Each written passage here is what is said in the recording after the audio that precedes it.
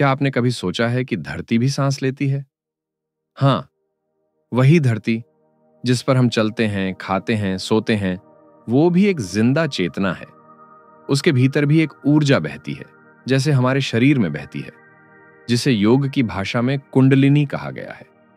और जब ये पृथ्वी की कुंडलिनी एक जगह से दूसरी जगह चलती है, तो उसके साथ पूरी मानवता की चेतना भी बदल जाती है। नमस्ते दोस्तों, स्वागत है आपका सुनो बुक समरी में, जहां हम किताबों के ज्ञान को जीवन के अनुभव में बदलते हैं। आज हम बात करेंगे एक ऐसी रहस्यमयी यात्रा की जो सिर्फ धरती की नहीं, बल्कि हमारी आत्मा की भी है। किताब serpent of light, the movement of the earths, kundalini and the rise of the female light की। इस किताब के लेखक द्रुनवालो मेल्किजेडेक हैं, जो पिछले कई दशकों से दुनिया के आध्यात्मिक रहस्यों पर शोध कर रहे हैं। उन्होंने हजारों साल पुराने मंदिरों, पहाड़ों और ऊर्जा स्थलों की यात्रा की है, ताकि यह समझ सकें कि धरती के भीतर जो जीवन शक्ति बहती है, वह कैसे हम सबको प्रभावित करती है। इस किताब में द्रुनवालो बताते हैं कि पृथ्वी की कुंडलिनी, जिसे वे सरपेंट ऑफ लाइट यानी प्रकाश का सर्प कहते हैं, हर 13,000 साल में एक स्थान से दूसरे स्थान पर जाती है। और जब ऐसा होता है तो पूरी पृथ्वी की चेतना एक नई दिशा में विकसित होती है। पहले यह ऊर्जा हिमालय में थी, भारत और तिब्बत के बीच, लेकिन अब यह दक्षिण अमेरिका के एंडीज पर्वतों की ओर बढ़ चुकी है। यह सिर्फ भूगोल का परिवर्तन नहीं, बल्कि चेतना का नया जन्म है। एक ऐसा युग जहां स्त्री ऊर्जा यानी फीमेल लाइट का उदय हो रहा है। इस पुस्तक में यह भी बताया गया है कि यह बदलाव सिर्फ बाहर नहीं, बल्कि हमारे भीतर भी हो रहा है। जैसे धरती अपनी दिशा बदल रही है, वैसे ही हम इंसान भी अपने अंदर की ठंडी बुद्धि से निकलकर प्रेम, करुणा और हृदय की ओर बढ़ रहे हैं। लेखक इस पूरी प्रक्रिया को सिर्फ सिद्धांतों से नहीं, बल्कि अपनी यात्राओं, ध्यानों और अनुभवों के जरिए बयान करते हैं। मिस्र के पिरामिड से लेकर पेरू के पर्वतों तक और तिब्बत के शांत मंदिरों से लेकर ऑस्ट्रेलिया के पवित्र स्थलों तक, यह किताब हमें याद दिलाती है कि पृथ्वी और मनुष्य के बीच एक गहरा संबंध है। और जब धरती जागती है तो हम भी जागते हैं। यह कहानी है ऊर्जा के प्रवाह की, प्रेम की नई शुरुआत की और मानव चेतना के अगले कदम की। तो दोस्तों, अगले हिस्से में हम जानेंगे आखिर धरती की कुंडलिनी क्या होती है और इसका संबंध हमारी जिंदगी से कैसे जुड़ा है। क्यों कहा जाता है कि पृथ्वी की हर हलचल हमारे भीतर की नींद को हिलाती है। कभी बहुत पुराने समय में, जब न कोई बिजली थी न मशीनें, तब इंसान धरती की भाषा समझता था। वो जानता था कि पेड़ों के बीच से बहने वाली हवा, नदी की लहरें, पहाड़ों की गूंज, ये सब केवल प्रकृति की ध्वनि नहीं है, बल्कि किसी जीवित चेतना की सांसें हैं। वो धरती को मां कहता था, क्योंकि उसके भीतर जीवन की वही कोमल लय थी जो एक मां के दिल में धड़कती है। मिस्र, माया, इंका, तिब्बत, भारत, ऑस्ट्रेलिया, हर पुरानी सभ्यता में एक जैसी बातें मिलती हैं। हर जगह उन्होंने पवित्र स्थान बनाए जो धरती की ऊर्जा रेखाओं के संगमेल पर स्थित थे, जैसे कोई विशाल ऊर्जा नेटवर्क। मिस्र के पिरामिड हों या भारत के कैलाश पर्वत, सब एक जैसी लय में बने थे। ये वो स्थान थे जहां धरती की लाइफ फोर्स यानी जीवन शक्ति सबसे ज्यादा सक्रिय थी। लोग इन जगहों पर ध्यान करते, प्रार्थना करते और ब्रह्मांड से जुड़ाव महसूस करते थे। इन प्राचीन स्थलों की रचना किसी संयोग से नहीं हुई थी। वे लोग जानते थे कि धरती में भी ऊर्जा के मार्ग होते हैं, जैसे हमारे शरीर में नाड़ियां होती हैं। जिन बिंदुओं पर यह ऊर्जा मिलती है, वही चक्र कहलाते हैं। ठीक वैसे जैसे मनुष्य के शरीर में 7 चक्र होते हैं, धरती का भी एक मुख्य चक्र है, उसकी कुंडलिनी, जो ऊर्जा का स्रोत है। यही वो शक्ति है जो पूरी पृथ्वी में जीवन का प्रवाह बनाए रखती है। धीरे धीरे जब सभ्यताएं बदलती गईं, तो यह ज्ञान मिटता गया। मनुष्य ने विज्ञान तो सीखा, पर संवेदना खो दी। उसने धरती को प्रयोगशाला बना दिया, मापने और तोलने की वस्तु। लेकिन धरती, जो चुपचाप सब सहती रही, कभी नहीं मरी। वो आज भी जीवित है, बस हम उसकी आवाज सुनना भूल गए हैं। द्रुनवालो बताते हैं कि यह भूली हुई याद अब फिर लौट रही है।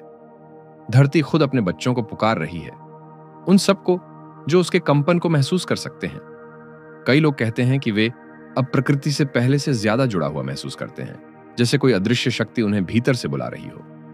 ये कोई कल्पना नहीं, बल्कि धरती की एनर्जी शिफ्ट का असर है। जब पृथ्वी की कुंडलिनी हिलती है तो उसका असर हर जीव पर पड़ता है, हमारे विचारों, रिश्तों और भावनाओं तक पर। लेखक के अनुसार प्राचीन संस्कृतियों में इस बदलाव को महायुग या नए सूर्य का युग कहा गया है। हर बार जब पृथ्वी की ऊर्जा एक जगह से दूसरी जगह जाती है, तब मानवता एक नए स्तर की चेतना में प्रवेश करती है। पुराने ढांचे टूटते हैं, समाज, धर्म, राजनीति सब बदलते हैं। जो कुछ स्थिर लगता है वो भी हिलने लगता है, क्योंकि धरती हमें नए संतुलन की ओर ले जा रही होती है। आज हम जिस दुनिया में जी रहे हैं, जहां मनुष्य दो राहों के बीच खड़ा है, एक ओर तकनीक और दूसरी ओर आध्यात्मिकता, ये कोई संयोग नहीं है। ये वही परिवर्तन है जो हजारों साल पहले से लिखा हुआ था। हम बस उसकी प्रक्रिया में जी रहे हैं। इसलिए यह किताब सिर्फ एक सिद्धांत नहीं है, यह हमें याद दिलाती है कि अगर हम धरती की ऊर्जा से फिर जुड़ना चाहते हैं तो हमें पहले अपने भीतर की शांति से जुड़ना होगा, क्योंकि वही कंपन है जो हमें उसके हृदय की धड़कन से मिलाता है। कहा जाता है जब धरती अपनी कुंडलिनी को स्थानांतरित करती है तो पूरा ग्रह सांस रोक लेता है, क्योंकि यह सिर्फ ऊर्जा का नहीं बल्कि चेतना का विस्थापन होता है, जैसे आत्मा नया घर ढूंढ रही हो। हजारों सालों तक यह दिव्य ऊर्जा हिमालय की गोद में विश्राम कर रही थी, भारत और तिब्बत के बीच के उन ऊंचे पहाड़ों में जहां नाद की जगह शांति बोलती है। यहीं से पृथ्वी की चेतना पूरे विश्व में फैलती रही, ज्ञान, योग, ध्यान और अध्यात्म के रूप में। इसलिए भारत को विश्व गुरु कहा गया, क्योंकि धरती का सर्प प्रकाश यहीं बसा था। लेकिन हर चक्र की तरह इसका भी एक अंत और आरंभ होता है। लगभग 13,000 वर्षों बाद जब मानवता ने बुद्धि के चरम पर पहुंचकर करुणा को खो दिया, तब धरती ने अपनी अगली यात्रा शुरू की। यह ऊर्जा अब पूर्व से पश्चिम की ओर चलने लगी, हिमालय से उठकर एंडीज पर्वतों की ओर। एक ऐसी यात्रा जो किसी एक देश की नहीं थी, यह पूरे मानव जाति की यात्रा थी। द्रुनवालो इस परिवर्तन को the movement of the serpent of light कहते हैं। उनका कहना है कि यह कोई अचानक होने वाली घटना नहीं थी, बल्कि सदियों से धीरे धीरे तैयार हो रही थी। पहले धरती की ऊर्जा ने हिमालय में अपने केंद्र को ढीला किया, जैसे कोई गहरी नींद से जागकर अंगड़ाई ले रहा हो। फिर धीरे धीरे ऊर्जा की लहरें एशिया के पार प्रशांत महासागर से गुजरी, जापान, इंडोनेशिया, ऑस्ट्रेलिया, न्यूजीलैंड और वहां से होते हुए प्रशांत के नीचे तक पहुंची। यह एक अदृश्य मार्ग था, कोई इसे देख नहीं सकता था, पर संवेदनशील लोग इसे महसूस कर रहे थे। धरती कांप रही थी, समुद्रों में हलचल थी और इंसानों के भीतर बेचैनी बढ़ रही थी। ये सब संकेत थे कि पृथ्वी अपनी दिशा बदल रही है। फिर यह ऊर्जा दक्षिण अमेरिका के एंडीज पर्वतों में प्रवेश करती है, विशेष रूप से पेरू और चिली के पवित्र क्षेत्रों में। वहां के लोग सदियों से इसे जानते थे। इनका सभ्यता की भविष्यवाणियों में कहा गया था कि एक दिन महान सर्प आएगा जो धरती को नया जीवन देगा।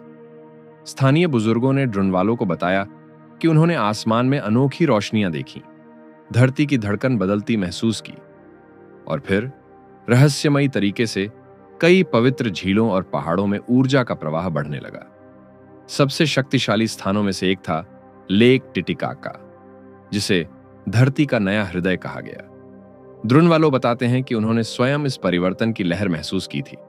वो लिखते हैं, यह कोई कल्पना नहीं थी, धरती सांस ले रही थी और हर सांस के साथ वह हमें कुछ कह रही थी, समय आ गया है। यह वह क्षण था जब धरती ने अपने पुराने पुरुष केंद्र हिमालय मां से निकलकर स्त्री ऊर्जा के नए केंद्र एंडीज में प्रवेश किया। इसका अर्थ था कि अब धरती की दिशा बदल चुकी है। जहां पहले बुद्धि, नियंत्रण और शक्ति केंद्र में थी, अब वहां प्रेम, करुणा और अंतर्ज्ञान का युग शुरू हो रहा था।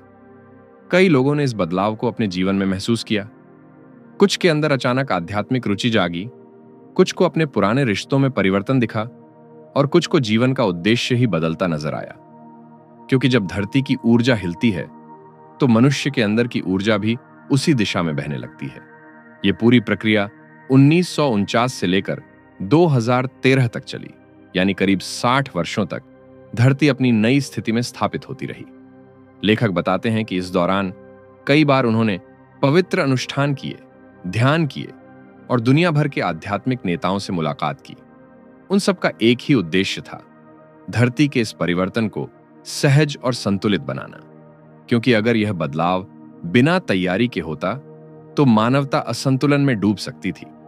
इसीलिए कई स्थानों पर उन्होंने सेरेमोनीज ऑफ बैलेंस की, ताकि पृथ्वी और मानव दोनों नई लय में एक साथ आगे बढ़ सकें। लेखक कहते हैं कि यह परिवर्तन ऊर्जा का पुनर्जन्म था। पृथ्वी की आत्मा अब अपनी बेटी फीमेल लाइट को जागृत कर रही थी, और यह स्त्री ऊर्जा केवल महिलाओं तक सीमित नहीं, बल्कि हर मनुष्य के भीतर है, प्रेम, संवेदना और करुणा के रूप में। कल्पना कीजिए, जब कोई सर्प अपनी केंचुल छोड़ता है तो पुराना शरीर पीछे छूट जाता है और नया जीवन शुरू होता है। ठीक ऐसा ही धरती के साथ हुआ। उसने अपने पुराने युग को पीछे छोड़कर नए रूप में प्रवेश किया, जहां प्रकाश और प्रेम उसकी नई पहचान है। यह बदलाव हमें सिखाता है कि जब भी जीवन में कुछ अस्थिर लगता है तो शायद वह विनाश नहीं, बल्कि रूपांतरण होता है।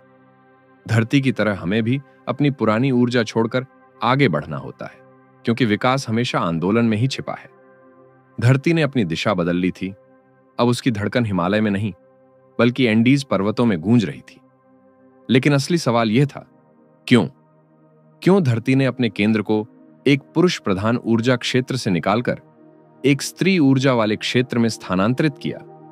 इसका जवाब सिर्फ भौगोलिक नहीं, बल्कि आत्मिक है। हजारों सालों तक मानव सभ्यता का झुकाव पुरुष ऊर्जा की ओर रहा, यानी तर्क, नियंत्रण, शक्ति और बाहरी विकास की दिशा में। इस ऊर्जा ने विज्ञान, प्रौद्योगिकी और प्रगति को जन्म दिया। हमने मशीनें बनाई, शहर उठाए और आकाश को जीत लिया। पर धीरे धीरे यह एक तरफा विकास बन गया, ऐसा विकास जिसमें दिल पीछे छूट गया। हमने सोचना तो सीखा, पर महसूस करना भूल गए। हमने सफलता पाई, लेकिन शांति खो दी। ध्रुनवालो कहते हैं, धरती हमेशा अपने बच्चों के साथ तालमेल रखती है। जब वह देखती है कि मानवता असंतुलन में जा रही है, तो वह खुद अपनी ऊर्जा बदलती है ताकि संतुलन लौट सके। और यही हुआ जब पृथ्वी की कुंडलिनी ने फीमेल लाइट की दिशा में यात्रा की। यह फीमेल लाइट कोई नारी शरीर की शक्ति नहीं है, बल्कि वह कोमल और गहरी चेतना है, जो प्रेम, करुणा और अंतर्ज्ञान का प्रतिनिधित्व करती है। यह वही ऊर्जा है जो मां को अपने बच्चे के रोने से पहले ही उसकी भूख महसूस करा देती है। यह वही भावना है जो किसी अजनबी की आंखों में दर्द देखकर बिना बोले समझ लेती है। यह वही प्रकाश है जो कहता है, दुनिया को ठीक करने की शुरुआत दिल से होती है, हथियार से नहीं। कई प्राचीन भविष्यवाणियों में कहा गया था कि जब मानवता हृदय से दूर हो जाएगी, तब धरती खुद एक नए युग का जन्म करेगी। माया सभ्यता इसे the return of the feminine कहती थी। भारतीय परंपरा में इसे शक्ति का जागरण कहा गया है, और आधुनिक आध्यात्मिकता में इसे rising of the female light कहा गया, यानी प्रेम की चेतना का पुनर्जन्म। यह नई ऊर्जा धरती पर धीरे धीरे फैल रही है। इसका असर हर व्यक्ति पर अलग अलग तरीके से हो रहा है। कुछ लोग अचानक अपने भीतर बदलाव महसूस कर रहे हैं। पुरानी आदतें, पुरानी सोच, यहां तक कि रिश्ते भी अब पुराने पैटर्न में फिट नहीं बैठते, क्योंकि ये ऊर्जा हमें भीतर से साफ कर रही है, पुराने दर्द और भय को पिघला रही है। कई लोगों को लगता है कि वे खो गए हैं, लेकिन सच तो यह है कि वे पहली बार खुद को पा रहे हैं। ध्रुनवालो कहते हैं कि फीमेल लाइट धरती की वो धड़कन है जो हमें फिर से दिल की भाषा सिखा रही है। यह हमें याद दिला रही है कि जीवन सिर्फ प्रतिस्पर्धा नहीं, बल्कि एक सहयोग है। यह वही रोशनी है जो युद्ध की जगह क्षमा लाना चाहती है और भय की जगह प्रेम। धरती के नए केंद्र एंडीज पर्वतों को हार्ट ऑफ द वर्ल्ड कहा गया है, क्योंकि वहां की ऊर्जा में कठोरता नहीं, कोमलता है। वह हमें यह सिखाती है कि असली ताकत शक्ति में नहीं, बल्कि संवेदना में है। जैसे जल पत्थर से ज्यादा कोमल होता है, लेकिन वही पत्थर को घिसकर आकार देता है। ठीक वैसे ही प्रेम धीरे धीरे लेकिन स्थायी रूप से सब कुछ बदल देता है। लेखक बताते हैं कि इस ऊर्जा के प्रभाव से आने वाले वर्षों में इंसान के निर्णय अधिक भावनात्मक और मानवीय होंगे। हमारी प्राथमिकताएं बदलेंगी। मैं क्या पा सकता हूं से मैं क्या दे सकता हूं की ओर। यह बदलाव केवल धर्म या संस्कृति की बात नहीं, बल्कि पूरे ग्रह की चेतना का विकास है। कल्पना कीजिए, अगर हर इंसान के भीतर थोड़ी और करुणा, थोड़ी और समझ और थोड़ा कम अहंकार आ जाए, तो यह पृथ्वी कैसी दिखेगी? यही है फीमेल लाइट का उद्देश्य, सामूहिक जागृति। वह हमें याद दिलाती है कि प्रकाश हमेशा भीतर से शुरू होता है, और जब दिल से निकले हुए लोग जुड़ते हैं तो धरती भी मुस्कुराने लगती है। यह युग अब संतुलन का है, जहां पुरुष और स्त्री ऊर्जा प्रतिस्पर्धा नहीं बल्कि सहयोग करती है, जहां तर्क और भावना एक दूसरे को पूरा करते हैं, जहां ज्ञान और प्रेम एक ही सत्य के दो पहलू बन जाते हैं। कल्पना कीजिए, कोई व्यक्ति पृथ्वी के छोर छोर पर घूम रहा है, हाथ में कोई मानचित्र नहीं, बस एक अदृश्य आह्वान का पीछा कर रहा है। वह जानता है कि उसे किसी विशेष स्थान तक पहुंचना है, लेकिन यह यात्रा बाहरी नहीं, भीतर की भी है। ऐसी ही थी ड्रुनवालो मेल्किजेडेक की यात्रा, जब उन्होंने पृथ्वी की कुंडलिनी के आंदोलन को समझने और अनुभव करने के लिए अपना सब कुछ समर्पित कर दिया। उनकी पहली यात्रा मिस्र से शुरू होती है। कभी रेगिस्तान के बीच खड़ा गिजा पिरामिड सिर्फ पत्थरों का ढांचा नहीं था, बल्कि धरती की ऊर्जा का एक केंद्र था। ड्रुनवालो बताते हैं कि जब वे वहां ध्यान में बैठे तो उन्होंने महसूस किया कि पिरामिड की दीवारों से एक हल्की कंपन निकल रही थी, जैसे कोई विशाल हृदय धीरे धीरे धड़क रहा हो। वह लिखते हैं, ऐसा लगा जैसे पिरामिड मेरे साथ सांस ले रहा हो। मेरी हर सांस के साथ उसका तालमेल जुड़ गया था। वहां खड़े होकर उन्होंने समझा कि प्राचीन मिस्री सभ्यता ने जो रहस्य छोड़ा था वह आज भी जीवित है। बस देखने के लिए आंख चाहिए और सुनने के लिए शांत हृदय। इसके बाद वे गए पेरू के पर्वतीय क्षेत्रों में, जहां एंडीज की चोटियां बादलों को चूमती हैं। यह वही भूमि थी जिसे हार्ट ऑफ द वर्ल्ड कहा गया। वहां के स्थानीय लोग, क्वेचुआ जनजाति, आज भी धरती को पचामामा कहते हैं, यानी मदर अर्थ। जब ड्रुनवालो वहां पहुंचे तो उन्होंने महसूस किया कि उस धरती से निकलने वाली ऊर्जा पहले से अलग थी, कोमल पर बेहद शक्तिशाली। वहां के बुजुर्गों ने कहा, हम महसूस कर सकते हैं पृथ्वी का सर्प यहां पहुंच चुका है। रात के समय झील टीटीकाका के किनारे उन्होंने जो ध्यान किया, उसमें उन्हें धरती की ऊर्जा का सीधा स्पंदन महसूस हुआ, जैसे पृथ्वी कह रही हो, अब मैं अपने नए घर में हूं। ड्रुनवालो की यात्राएं यही नहीं थमी। वे ऑस्ट्रेलिया के पवित्र स्थलों पर भी गए, जहां हजारों साल पुराने अबोरिजिनल एल्डर्स आज भी धरती से संवाद करते हैं। उन्होंने उनसे सीखा कि धरती को पढ़ना शब्दों से नहीं बल्कि मौन से आता है। वहां के एक बुजुर्ग ने उनसे कहा, अगर तुम धरती से बात करना चाहते हो तो पहले अपनी आवाज बंद करनी होगी, तभी तुम्हें उसकी आवाज सुनाई देगी। फिर वे तिब्बत पहुंचे, जहां बर्फ से ढके पहाड़ों के बीच सन्नाटा ही ज्ञान है। वहां एक मठ में एक साधु ने उनसे कहा, धरती की ऊर्जा वहीं जाती है जहां हृदय खुला हो, और अभी मानवता का हृदय दक्षिण अमेरिका में जाग रहा है। यह सुनकर ड्रुनवालो को एहसास हुआ कि यह यात्रा किसी मानचित्र की नहीं बल्कि करुणा की दिशा में है। उन्होंने यह भी देखा कि हर जगह अलग अलग संस्कृतियों में एक समान संकेत थे। पवित्र पर्वत, वृत्ताकार मंदिर, जल के आसपास बने धार्मिक स्थल, ये सब एक ही ऊर्जा ग्रिड के बिंदु थे, जैसे धरती का कोई विशाल यंत्र अपने तंत्र के हर हिस्से से जुड़ा हुआ हो। हर जगह उन्होंने देखा कि लोग भले अलग बोलियां बोलते हों, पर उनका अनुभव एक ही था, धरती अब बोल रही है। इन यात्राओं ने उनके भीतर के संदेह मिटा दिए। अब यह सिर्फ एक शोध नहीं था, बल्कि एक व्यक्तिगत साक्षात्कार था, पृथ्वी की चेतना के साथ, उसकी धड़कन के साथ, उसके परिवर्तन के साथ। ड्रुनवालो कहते हैं कि जब उन्होंने दुनिया भर में यह परिवर्तन महसूस किया तो उन्हें समझ आया कि धरती का यह आंदोलन किसी आपदा का नहीं बल्कि प्रेम के पुनर्जन्म का संकेत है। हर झील, हर पर्वत, हर रेगिस्तान उनसे एक ही बात कह रहा था, मनुष्य अब दिल से जीना सीखो, बाकी सब तुम्हारे पीछे चलेगा।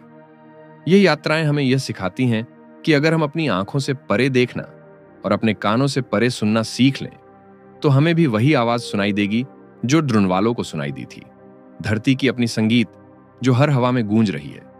कभी आपने सोचा है कि ब्रह्मांड में हर चीज, एक पत्ता, एक हिमकण, एक फूल, एक ग्रह, एक जैसी आकृति क्यों रखता है? जैसे किसी ने एक ही भाषा में सब कुछ डिजाइन किया हो। ड्रुनवालो मेल्किजेडेक इस भाषा को कहते हैं सेक्रेड जियोमेट्री, यानी पवित्र ज्यामिति। यह कोई गणित का सिद्धांत नहीं बल्कि जीवन की रचना की भाषा है। हर आकार, हर पैटर्न, हर वृत्त एक अर्थ रखता है। वे बताते हैं कि यह पवित्र ज्यामिति केवल वस्तुओं में नहीं बल्कि ऊर्जा में भी होती है। जिस तरह हमारे शरीर में चक्र और नाड़ियां हैं, वैसे ही पृथ्वी के भी ऊर्जा बिंदु और मार्ग हैं। इन बिंदुओं को कई परंपराओं में ले लाइन कहा गया है। यही वे रास्ते हैं जिनसे धरती की लाइफ फोर्स यानी ऊर्जा बहती है। इन लाइनों के संगम पर जब कोई मंदिर या पिरामिड बनता है तो वह धरती के साथ सामंजस्य में काम करता है। मिस्र का पिरामिड, इंग्लैंड का स्टोनहेंज, भारत का कैलाश पर्वत और पेरू का माचू पिच्चू, ये सब एक अदृश्य ऊर्जा रेखा पर स्थित हैं। द्रुनवालो कहते हैं यह कोई संयोग नहीं बल्कि ब्रह्मांड की सटीक गणना है। पृथ्वी खुद एक विशाल ज्यामितीय यंत्र की तरह है जो निरंतर कंपन, गति और ऊर्जा के संतुलन में चल रहा है। वह समझाते हैं कि इस ज्यामिति का सबसे मूलभूत रूप है सर्कल यानी वृत्त। वृत्त पूर्णता का प्रतीक है। जब वृत्त कई बार एक दूसरे को काटते हैं तो जो आकृति बनती है उसे कहा जाता है फ्लावर ऑफ लाइफ। यह प्रतीक हजारों साल पुराना है। मिस्र, भारत, चीन और यहां तक कि मध्य अमेरिका की सभ्यताओं में भी यह चिन्ह पाया गया है। द्रुनवालो बताते हैं कि फ्लावर ऑफ लाइफ ब्रह्मांड की सबसे पहली रचना थी। यह वह नक्शा है जिससे ऊर्जा ने पदार्थ का रूप लिया और चेतना ने रूप धारण किया। अगर हम इस फ्लावर ऑफ लाइफ को देखें तो हमें समझ आता है कि जीवन में कुछ भी बेतरतीब नहीं है। हर भावना, हर घटना, हर जीव एक ही पैटर्न में बुना गया है। यही कारण है कि जब हम ध्यान में होते हैं या प्रेम में होते हैं तो हमें लगता है कि सब कुछ जुड़ा हुआ है, क्योंकि उस क्षण हम उसी मूल ज्यामिति के साथ एक हो जाते हैं। द्रुनवालो बताते हैं कि पृथ्वी की कुंडलिनी की यह यात्रा भी इस ज्यामितीय संरचना का हिस्सा है। धरती का हर आंदोलन किसी गणना, किसी लय, किसी अनुपात में होता है। जब वह हिमालय से एंडीज तक गई तो उसने भी फ्लावर ऑफ लाइफ की उसी पवित्र लय का अनुसरण किया। हर स्थान जहां ऊर्जा रुकी या प्रवाहित हुई किसी न किसी सेक्रेड जियोमेट्री के बिंदु पर था। वे कहते हैं अगर हम सच में पृथ्वी को समझना चाहते हैं तो हमें उसकी भाषा में सोचना होगा, और उसकी भाषा शब्द नहीं, आकृतियां हैं। इसका अर्थ यह है कि जब हम सौंदर्य, समरूपता और संतुलन देखते हैं तो हम वास्तव में ईश्वर की रचना को देख रहे होते हैं। अब सोचिए, जब हम अपने भीतर का संतुलन खोते हैं तो धरती का संतुलन भी बिगड़ता है, और जब धरती खुद अपनी ऊर्जा पुनः संतुलित करती है तो हमें भी भीतर कुछ बदलता हुआ महसूस होता है। यह संबंध सिर्फ प्रतीकात्मक नहीं, वास्तविक है। यह हिडन ज्योमेट्री ऑफ लाइफ हमें यह सिखाती है कि ब्रह्मांड और मनुष्य के बीच कोई अलगाव नहीं है। हम उसी लय का हिस्सा हैं, उसी सर्कल का जो अनंत है। हमारा हर विचार, हर भावना, हर प्रेम उस ऊर्जा नेटवर्क में एक कंपन भेजता है जो पूरे ग्रह को प्रभावित करता है। जब धरती अपनी ऊर्जा बदलती है तो इंसान का भीतर भी बदलता है, क्योंकि हम सब उसी चेतना के तंतु से बने हैं जो धरती की नसों में बहती है। जब वह अपनी दिशा बदलती है तो हमारा मन, हमारी सोच और हमारी आत्मा भी नई दिशा में खींचने लगती है। पिछले कुछ दशकों में जो अस्थिरता, बेचैनी और भ्रम हम सब ने महसूस की है, वह केवल सामाजिक या आर्थिक नहीं थी। यह धरती की नई लय का परिणाम था। जैसे कोई विशाल ऑर्केस्ट्रा अपना स्वर बदल दे। पहले जो सुर मधुर लगते थे अब वे अनजाने से लगने लगते हैं। इसी तरह पुराने विश्वास, पुरानी आदतें और यहां तक कि रिश्ते भी बदलने लगे। कई लोगों को लगा कि उनकी जिंदगी टूट रही है, पर असल में वह पुनर्निर्माण हो रहा था। यह परिवर्तन 2 स्तरों पर हुआ, मानसिक और भावनात्मक। पहले मन केंद्र में था, निर्णय बुद्धि लेती थी, हृदय बस उसका अनुसरण करता था। अब धरती का कंपन ऐसा है कि निर्णय की शक्ति हृदय के पास आ रही है। यह वही परिवर्तन है जब इंसान सोचने से ज्यादा महसूस करने लगता है। अब दुनिया धीरे धीरे सिर से दिल की ओर लौट रही है। लोगों के भीतर एक अनजानी खींच महसूस होने लगी, जैसे कोई अदृश्य शक्ति उन्हें भीतर की ओर बुला रही हो। कुछ ने इसे अवेकनिंग कहा, कुछ ने स्पिरिचुअल कॉलिंग, पर असल में यह धरती की नई तरंग का आमंत्रण था। जो लोग ध्यान, मौन या प्रकृति के करीब हैं, उन्होंने यह बदलाव सबसे पहले महसूस किया। कभी किसी पेड़ के नीचे बैठते ही भीतर गहरी शांति आ जाती, तो कभी बिना किसी कारण आंखों से आंसू निकल आते। ऐसा लगता था कि कोई भीतर सफाई कर रहा है। पुराने भय, क्रोध और दुख धीरे धीरे घुल रहे हैं। इस बदलाव ने रिश्तों को भी छुआ। अब इंसान केवल बाहरी जुड़ाव नहीं, बल्कि आत्मिक जुड़ाव खोजने लगा है। जो रिश्ते झूठ, नियंत्रण या स्वार्थ पर टिके थे, वे खुद ब खुद टूटने लगे, और जो रिश्ते सच्चे प्रेम और समझ पर आधारित थे, वे और मजबूत हुए। क्योंकि नई ऊर्जा का नियम यही है, जो वास्तविक है वही टिकेगा। इस बदलाव का असर बच्चों पर भी दिखने लगा। नई पीढ़ी पहले से अधिक संवेदनशील, रचनात्मक और करुणामयी है। वे तकनीक से तो जुड़ते हैं, लेकिन साथ ही प्रकृति के प्रति एक सहज सम्मान भी रखते हैं। यह वही न्यू कॉन्शियसनेस है जिसे धरती जन्म दे रही है। इस परिवर्तन के द्वार में कई लोग डर से गुजरे, क्योंकि पुराना ढांचा टूट रहा था। लेकिन धीरे धीरे यह स्पष्ट हुआ कि हर टूटन के पीछे एक नई दिशा है। जिस तरह धरती की कुंडलिनी ने अपनी पुरानी जगह छोड़ी, वैसे ही इंसान को भी अपने पुराने विचारों की जकड़न छोड़नी होगी। तभी वह उस नई लहर पर सवार हो सकेगा जो प्रेम और शांति की ओर बह रही है। आज जो ध्यान, योग, ऊर्जा हीलिंग या आत्म जागरण की बातें लोकप्रिय हो रही हैं, वे कोई फैशन नहीं, यह उसी वैश्विक ऊर्जा का हिस्सा है। धरती हमें सिखा रही है कि विकास का असली अर्थ है भीतर लौटना। अब सफलता का मापदंड नहीं, बल्कि आंतरिक शांति बनता जा रहा है। कई लोग महसूस कर रहे हैं कि उन्हें अब केवल करना नहीं, बल्कि होना सीखना है। यह बदलाव केवल आध्यात्मिक नहीं, व्यावहारिक भी है। कंपनियां भी अब सहानुभूति और स्थिरता जैसे शब्दों पर जोर दे रही हैं। विज्ञान भी धीरे धीरे यह स्वीकार कर रहा है कि चेतना पदार्थ को प्रभावित कर सकती है। यह सब इस बात का संकेत है कि धरती की नई लय अब हर क्षेत्र में फैल चुकी है। भले हमें इसका एहसास ना हो, पर हम सब उसी तरंग पर सांस ले रहे हैं। आखिर में यह परिवर्तन हमें यह सिखाता है, जो कुछ भी बदल रहा है उससे डरने की जरूरत नहीं, क्योंकि धरती की तरह ही हर परिवर्तन के पीछे प्रेम का एक बीज छिपा होता है।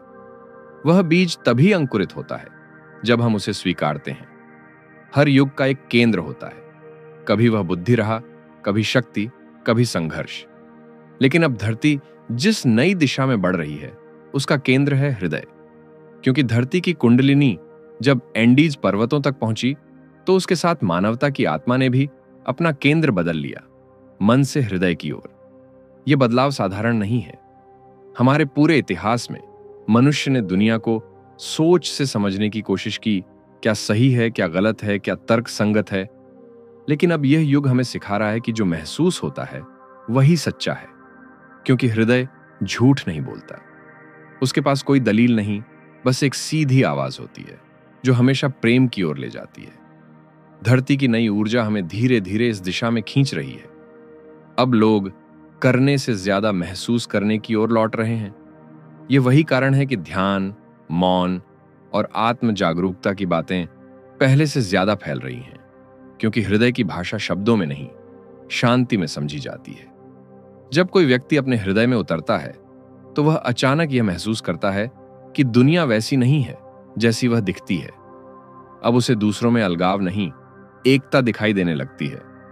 जब कोई पक्षी उड़ता है, तो उसकी उड़ान में भी वही लय होती है जो हमारी सांसों में है। जब कोई बच्चा मुस्कुराता है, तो उसमें वही दिव्यता है जो किसी साधक के ध्यान में होती है। यानी प्रेम हर जगह है, बस दृष्टि बदलनी है। हृदय ही वह द्वार है जो हमें फीमेल लाइट से जोड़ता है। यहीं से करुणा जन्म लेती है, यहीं से क्षमा आती है। और जब कोई इंसान प्रेम की स्थिति में होता है, तो वह केवल अपने लिए नहीं, बल्कि पूरी मानवता के लिए कंपन भेजता है। हर प्रेमपूर्ण विचार धरती के उस ऊर्जा ग्रिड में गूंजता है जो सबको जोड़ता है। यानी जब आप शांति में बैठते हैं, तो केवल खुद को नहीं, बल्कि पूरी पृथ्वी को शांत कर रहे होते हैं। लेखक कहते हैं, हृदय ही धरती का दर्पण है। जो कुछ धरती अनुभव कर रही है, वही हमारे दिल में भी धड़कता है। अगर हम भीतर भय, क्रोध या तनाव से भरे हैं, तो वह ऊर्जा धरती के कंपन में भी जुड़ जाती है। और जब हम प्रेम, संतुलन और आभार महसूस करते हैं, तो वह भी पूरे ग्रह पर फैलता है। यह कोई कल्पना नहीं, बल्कि चेतना का सीधा विज्ञान है। आज की दुनिया में, जहां लोग हर क्षण किसी न किसी दौड़ में हैं, यह संदेश पहले से ज्यादा जरूरी है। हृदय कहता है, धीरे चलो। वह हमें सिखाता है कि प्रेम करना मतलब जीतना नहीं, बल्कि समझना है। वह बताता है कि शक्ति का असली रूप कोमलता में है और ज्ञान का असली स्रोत मौन में। अगर हम इस धरती के साथ तालमेल बनाना चाहते हैं, तो हमें उसके हृदय की लय में धड़कना सीखना होगा। हर सुबह जब सूरज उगता है, तो धरती भी उसी क्षण एक नई सांस लेती है। अगर हम उस लय को महसूस कर सकें, तो हमारे भीतर का असंतुलन अपने आप मिट जाता है। यही है लिविंग इन लव का अर्थ, प्रेम को केवल भावना नहीं बल्कि जीवन का तरीका बनाना। ऐसा जीवन जहां हर कार्य, हर शब्द, हर नजर में करुणा झलके, जहां हम समझें कि प्रेम कोई साधना नहीं बल्कि स्वभाव है। धरती हमें इसी स्वभाव की याद दिला रही है कि जो प्रेम में जीता है वही धरती के साथ एक होता है। धरती की नई ऊर्जा अब सिर्फ अदृश्य नहीं रही, वह हमारे चारों ओर महसूस की जा सकती है। अगर ध्यान से देखें तो हर जगह संकेत हैं कि यह ग्रह एक नए युग में प्रवेश कर चुका है। कभी कभी ये संकेत बहुत सूक्ष्म होते हैं, लेकिन जो जागरूक हैं वे उन्हें पहचान लेते हैं। सबसे पहले यह बदलाव इंसान की सोच में दिखा। पिछले कुछ वर्षों में दुनिया भर में ऐसे लोग बढ़े हैं जो बाहरी दौड़ से थककर भीतर की शांति तलाश रहे हैं। लोग अब सफलता की परिभाषा बदल रहे हैं।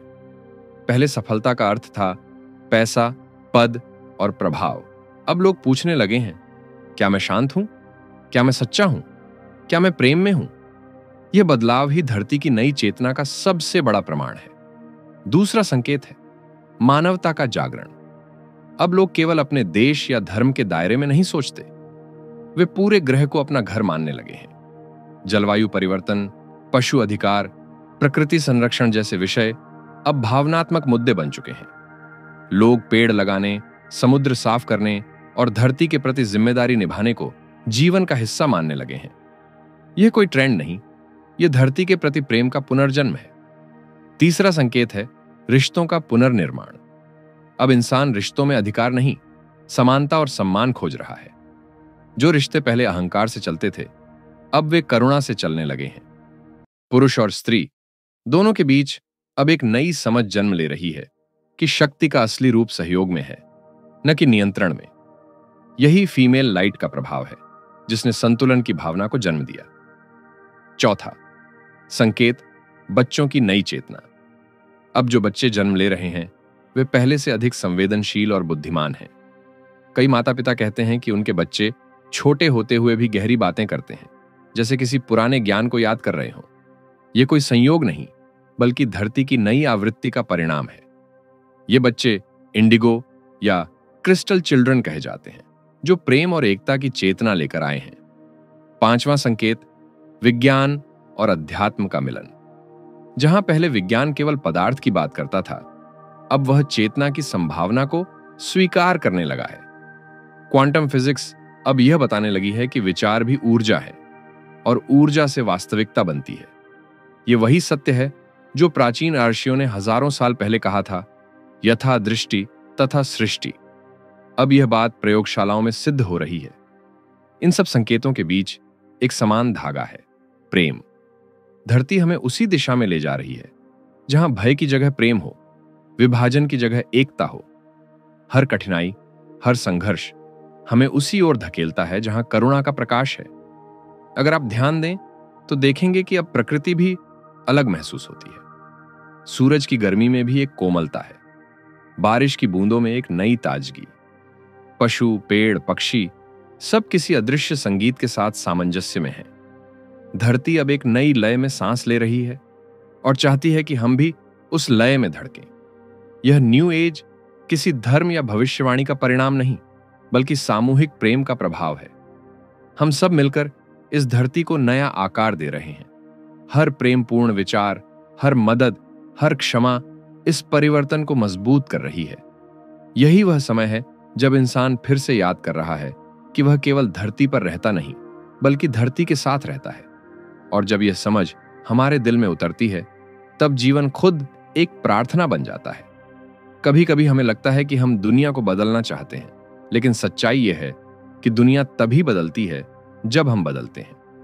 धरती की कुंडलिनी का यह आंदोलन हमें यही सिखाता है। जब पृथ्वी ने अपना केंद्र बदला हिमालय से एंडीज तक, तब उसने हमें एक संदेश दिया था, अगर तुम प्रेम को अपनाओगे तो पूरी सृष्टि तुम्हारे साथ बदल जाएगी। यह पुस्तक सिर्फ रहस्यमयी कथाओं की कहानी नहीं है बल्कि एक याद दिलाने वाली यात्रा है कि धरती और मनुष्य दो अलग अस्तित्व नहीं बल्कि एक ही हृदय की दो धड़कनें हैं। जब धरती अपनी दिशा बदलती है तो उसका असर हमारी भावनाओं, हमारे निर्णयों और हमारे जीवन की लय पर पड़ता है। और जब हम भीतर शांति महसूस करते हैं तो धरती भी शांत होती है। अब यह प्रश्न हम सबके सामने है, क्या हम इस बदलाव को केवल देखकर गुजर जाएंगे या उसके साथ चलेंगे?